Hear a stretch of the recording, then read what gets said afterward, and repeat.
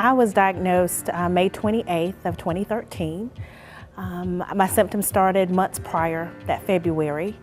And I noticed that, most people tell you look for lumps and things like that. Well, mine was totally different. It was discharge. And I was studying for my doctorate degree, and I was in my office at night working on papers, and I realized that, my body started to change and started to feel differently. So what did I do? I went online and started looking up things, and they said, oh, you're in your 40s, you're going through hormonal changes, so don't worry about it.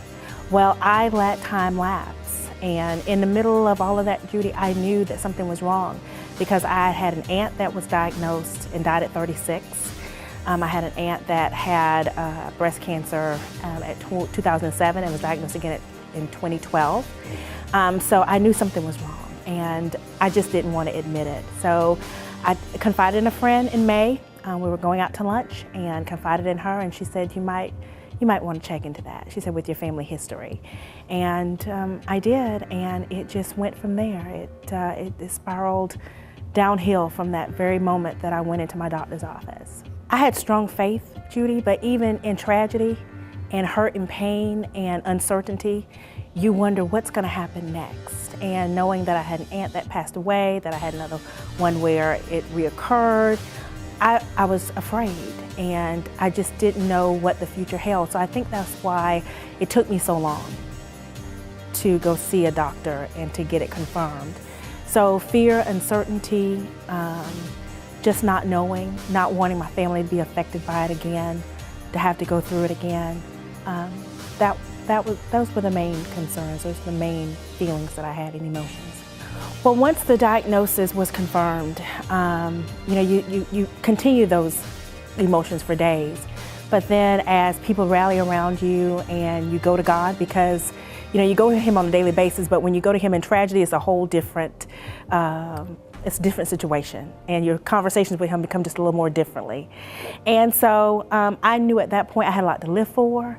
I knew that God had this situation. I just had to walk through the journey. So I went for it. I told God, I said, this is yours. I'm just going to stay in the battle. I'm going to stay in the ring, but you're going to fight it for me. And so that's what happened. And it did. He took care of everything. People rallied around that I didn't even know, that's now friends, and family took over and helped out. And so it was just one of those things that I knew that fear had to go and faith had to step in. For my team, our mantra is God is bigger than cancer. And so I knew that He was bigger than any fear that I could have possibly had at that moment. And I still believe that. Tell me about your team for the Walk for Life. Oh my goodness, Judy, we're so excited. So we're Cep Crusaders for the Cure. We started this journey in 2012 with Palmetto Health Foundation and the Walk. It was in honor of my aunt that just got diagnosed, so we're very excited about that. And then I became diagnosed, and so this year we're doing it for all of us, but my mother was diagnosed in July. Yes. So my mother is stage 2, and so we have a lot to be thankful for, but then we still have a lot to fight for. So this year means a lot to us, and we're going to get out there and we're going to honor those that have survived. We're going to fight and walk for those and run for those that are in the battle, and we're just going to remember those that we've lost. So we're really excited. We're looking forward to October 14th. Really, we are. And what will it mean to you? I know you got Cep Crusaders in the battle, but to have our whole community, to come out on that day and focus on this fight in our community, what will that mean to you and your team? It will mean the world to me, because you know that this community pulls together in times of crisis. You've seen it in the past. But in terms of breast cancer, every year this walk, the sea of people, the love, the strangers that come up to you when you're wearing your survivor shirt and say, congratulations, you've made it. It's just the camaraderie and the spirit of the love and the serving for that day. We're actually serving. I see it as an act of serving when we're out there, because we're standing in the gap for someone who's in need at that particular moment, or someone who has been in need. We said, we're going to stand in the gap for you. We're going to walk for you every step, every stride that the marathoners run or the runners run, or every step that the walker. I feel it when they're out there, and it's a beautiful thing. So it means the world to me. I want to say thank you, but I don't even know if thank you is enough, because my nurse navigator, Dottie, was there moments after I got diagnosed. I got the phone call, and she assured me that cancer was not a death sentence, that I could make it. And she called days afterwards. She sent me a packet of information that she herself just, with my diagnosis, she highlighted information so that I wouldn't have to go searching for it.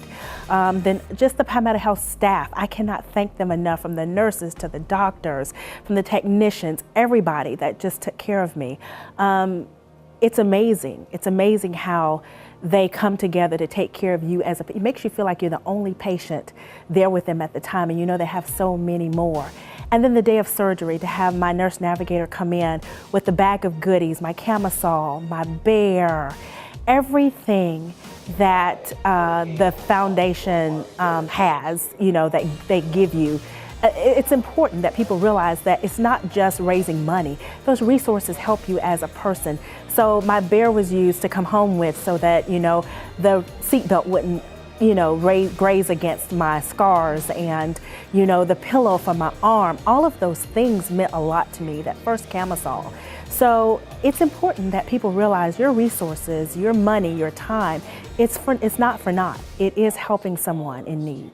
The impact is great because we as survivors and those going through it, we benefit so much from it. But knowing that the Palmetto Health Foundation is using this walk to think about the future and what it can do to save lives, and that's the key. Early diagnosis is the key. And so to be able to purchase these 3D mammography machines so that we can catch it early in someone else who is diagnosed with cancer or coming in for screening or whatever. I think the impact is we haven't seen all that this event can do. So I tell people, don't sit home October 14th. Don't. Meet us at Spirit Communications Park, walk, run, or even just come out and wave your fellow coworkers, your family, just wave them off as they go out to stand in the gap for someone else, because you never know when you'll be impacted by this situation right here in the Midlands. So join us October 14th for the Walk for Life and the famously hot pink half marathon.